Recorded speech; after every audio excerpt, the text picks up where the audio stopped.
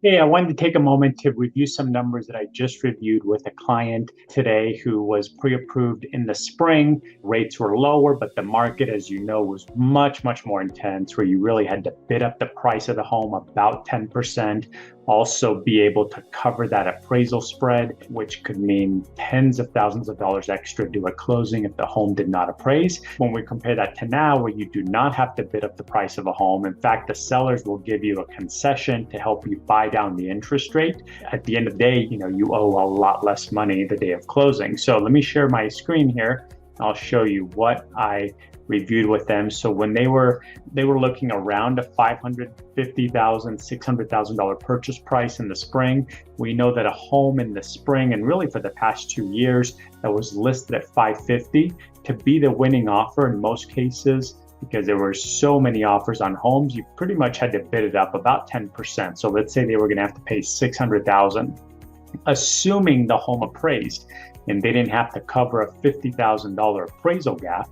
They would get a rate somewhere around 4.75. They would owe $540, and they'd need about $65,000 at closing. Again, that's assuming that the home appraised and that they didn't have to bring $10, $20, $30, $40, $50,000 extra the day of closing just to get the deal to work, because they would not have gotten their offer accepted if they didn't offer the appraisal gap coverage to the seller.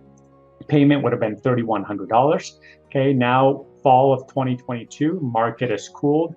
A home that's listed at $550, let's say you pay $550, you can ask the seller easily to negotiate a $10,000 seller credit, which your lender can use to buy down the interest rate from, let's say, high fives, low sixes, depending when, it's been so volatile, really, depending on the day, you can buy that down closer to 5%.